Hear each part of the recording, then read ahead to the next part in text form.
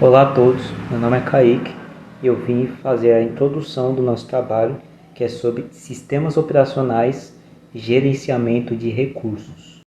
Como vocês podem ver no sumário e vocês logo após este slide irão ver o nosso objetivo, nós construímos um slide completamente específico buscando o melhor entendimento das pessoas em relação a esse assunto tão complexo que é o gerenciamento de recursos de um computador ou sistema operacional.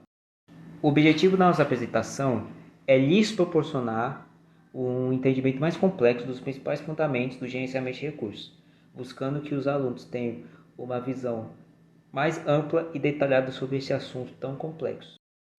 Como todos sabem, de ano em ano nós buscamos novas oportunidades e novos meios de aprendizado. E esse assunto sobre gerenciamento de recursos em relação aos sistemas operacionais é muito esquecido dentre as pessoas que trabalham dentro do ramo da tecnologia. Muitas pessoas não sabem o que é o conceito normal de gerenciamento de recursos. E é isso que nós queremos, fazer com que vocês entendam de uma vez por todas o que é o gerenciamento de recursos. Trazendo um resumo mais detalhado do nosso trabalho, o software de gerenciamento de recursos descreve as ferramentas digitais usadas para alocar, atribuir e rastrear funcionários, finanças e equipamentos de todos os projetos, e ele requer uma variedade de recursos para alcançar uma conclusão. Mas como nós podemos ver, este resumo, a maioria das vezes, seria mais adequado para uma turma de administração, já que a gente está falando sobre funcionários, finanças e equipamentos. Mas, tanto os funcionários, tanto as finanças, tanto os equipamentos, não são necessariamente apenas de administração. Como nós sabemos, funcionários, finanças e equipamentos existem em muitos lugares além de fábricas. Por exemplo, vamos pegar um exemplo de pessoas que trabalham para o Google. Nós temos funcionários, que são as pessoas que trabalham dentro da empresa do Google, as finanças, que são cada gasto dentro da empresa, e os equipamentos, que são, por exemplo, os computadores, que as pessoas usam dentro dessa empresa. Ou seja, como o próprio nome diz, o gerenciamento de recursos ele foi feito especificamente para as pessoas gerenciarem, ou seja, organizarem esses recursos tanto de computadores ou de grandes empresas, fazendo com que o seu trabalho seja muito mais fácil. E para nós sabermos mais sobre esse assunto, nós temos que saber mais ou menos o que são os sistemas operacionais. Provavelmente muitos alunos aqui já sabem o que é isso, mas sempre é bom ter um pouco mais de conhecimento sobre esses assuntos. O sistema operacional ele é responsável por gerenciar os recursos do sistema, fornecendo uma interface entre o computador e o usuário, conversando diretamente com o hardware de sua máquina. Resumidamente, o sistema operacional serve como um aplicativo para que o usuário se comunique diretamente com o computador, sem nenhuma burocracia ou nenhum problema. Somado a isso, o sistema operacional ele permite a execução de programas e aplicativos. Ou seja, resumidamente, o sistema operacional serve como uma cabeça e uma boca de um computador, em relação aos humanos, claro. E para isso, nós trouxemos exemplos básicos sobre empresas famosas de sistemas operacionais, que são o Windows, que a maioria das pessoas aqui desse curso usam, o Linux, que a maioria dos computadores do IFP Campus Pedro II usam, o macOS, o Android e a Apple. Olá pessoal, meu nome é Ananias e agora eu vou falar um pouco sobre os sistemas operacionais. A primeira coisa que eu vou falar é como os sistemas operacionais eles gerenciam os recursos do hardware, né? Os sistemas operacionais eles gerenciam tanto os drivers quanto as tarefas que você está fazendo, quanto a rede, e ele vai depender também da capacidade do seu dispositivo, do seu smartphone, do seu computador. E dependendo dessas limitações, ele vai gerenciar todos os processos para que eles sejam divididos para que o computador ele seja executado da melhor forma. Esses processos eles vão servir para que o computador funcione de maneira eficiente, né? Esses processos vão servir para que o computador ele funcione de forma eficiente, para que vários ou diversos programas eles rodem ao mesmo tempo. Uma forma de gerenciamento, né? A gente também tem o conceito de multitarefa, que é o quê?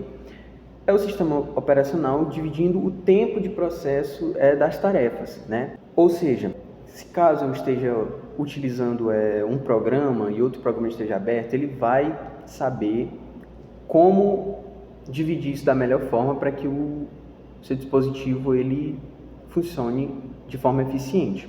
Ou seja, ele pode deixar um programa em segundo plano que depois de um determinado tempo ele não funcione mais, mas que a partir do momento que eu volte ele já funcione de novo, né? O sistema operacional ele vai dividir o tempo do processador nos processos, trazendo de volta, alterando, salvando e restaurando essas informações que o usuário ele repassa dando os comandos, né? Tipo a memória cache. Quando você está no Word, você erra uma palavra, ou você escreve alguma coisa, você apaga e você quer retornar, você aperta o Ctrl Z. Ou seja, ele vai usar a memória RAM, que é uma memória de acesso rápido, para retornar essa tarefa que foi feita, que foi indicada pelo usuário, e ele vai voltar de forma rápida, né? Como tem esse processo de multitarefa que o sistema operacional está sempre armazenando e trazendo de volta as informações,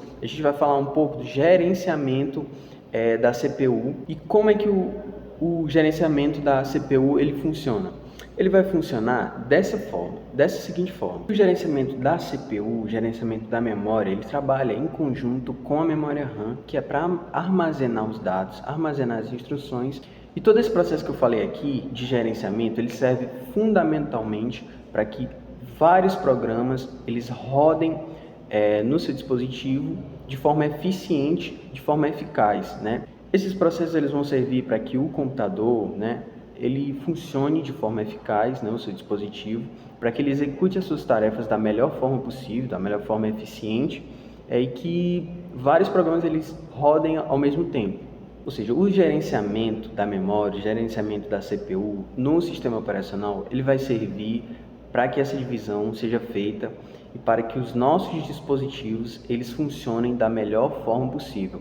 É um processo que dita a forma como o nosso dispositivo ele vai funcionar. Então, basicamente, o gerenciamento de memória, o gerenciamento de CPU no sistema operacional, ele vai servir para dividir, também para gerenciar esses processos, para que o nosso dispositivo ele funcione da melhor forma possível, rodando vários programas ao mesmo tempo e fazendo com que o nosso dispositivo ele funcione da forma mais eficiente.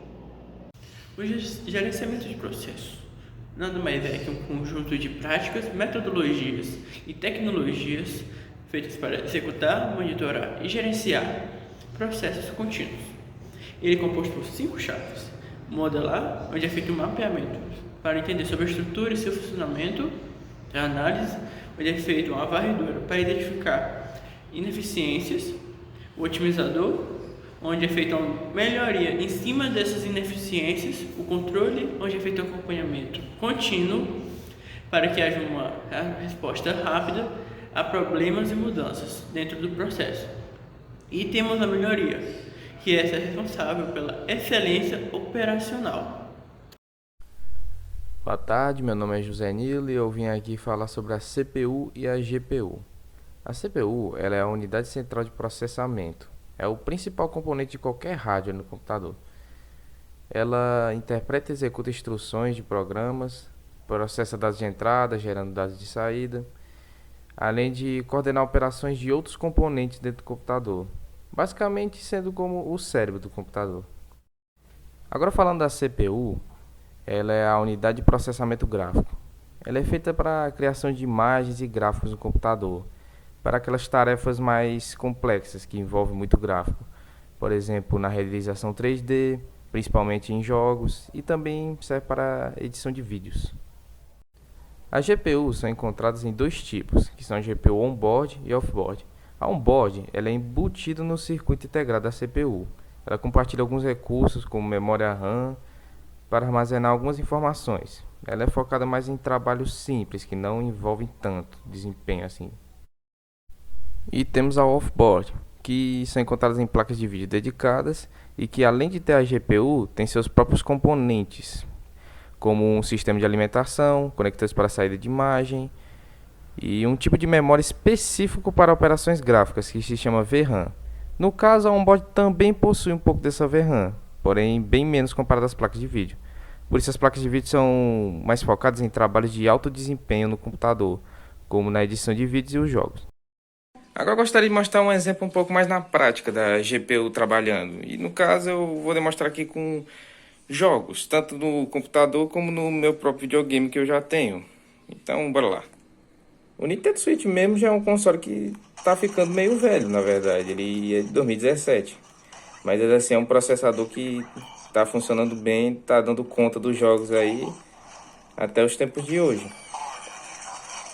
O processador dele, no caso, vamos dizer que a GPU dele é comparável em um computador, assim, comparando com placa de vídeo de computador, uma GTX 1650. Ele tem 4 de memória RAM, mas como ele trabalha mais só jogando, ele acaba que essa memória RAM também é quase que toda a VRAM dele. Mesmo não sendo um offboard, o processador do Switch acaba sendo comparado a um, aí por isso que eu acabei usando ele de exemplo aqui. Já no meu computador, ele tem um processador AMD Ryzen 5, que é o 4600H, que no caso esse aqui é um exemplo de onboard, que o processador, a GPU já está embutida junto do processador. E no caso desse, por exemplo, ele só tem 512 MB de VRAM, enquanto em uma placa de vídeo dedicada, normalmente você vai contar 3 ou até 4 de VRAM. Mas mesmo assim, com aquele pouco de VRAM, ele ainda é um processador muito bom. Então ele ainda até que dá conta de rodar alguns jogos. Mesmo alguns jogos antigos, como Resident Evil 4, que é de PlayStation 2. Ou até mesmo alguns impressionantes jogos do Nintendo Switch eu consigo rodar no computador. Mesmo sendo um processador um pouco mais fraco, ele acaba que dá conta do trabalho. O armazenamento e sistemas de arquivos são componentes e ferramentas essenciais para a gestão de dados em computadores e servidores. Quando falamos de armazenamento, estamos nos referindo a HDs e SSDs. Já quando estamos falando de sistemas de arquivos, como NTFS e ext4, estamos falando de estruturas para organizar, gerenciar e acessar dados de forma eficiente. O gerenciamento de dispositivos de armazenamento envolve supervisionar, otimizar e proteger sistemas de armazenamento de dados. Isso inclui monitoramento de desempenho, planejamento de capacidade, implementação de políticas de segurança e automação de tarefas, que em consequência vem a automação de processos de backup sendo necessários para manter a integridade dos dados. Olá, gente. Meu nome é José Alexandre e a parte desse trabalho é o conceito de arquivos de sistema. E qual que é o conceito de arquivo de sistema? É que eles são estruturas que permitem ao sistema organizar e gerenciar dados em dispositivos de armazenamento. Eles fornecem uma maneira de armazenar, recuperar e manipular arquivos em diretórios. Um sistema de arquivo define como os dados são armazenados no disco e como as operações de arquivo, como criação, exclusão, leitura e escrita são realizadas. Os sistemas de arquivo também são essenciais para dados e facilitando a gestão de próprios dados de backups. Eles também permitem a criação de movimentação, a exclusão de ficheiros e diretórios. Um sistema de arquivo tem componentes de sistema operacional permitindo que acedam e geram seus ficheiros de forma eficiente. Eles desempenham um papel fundamental na organização, gestão e recuperação de dados, garantindo a integridade e a segurança de ficheiros armazenados. Esses sistemas são fundamentais para o fundamento de computadores, celulares e qualquer dispositivo que precise de dados para armazenar de uma forma segura e organizada. E foi isso o conceito básico de sistemas de arquivo.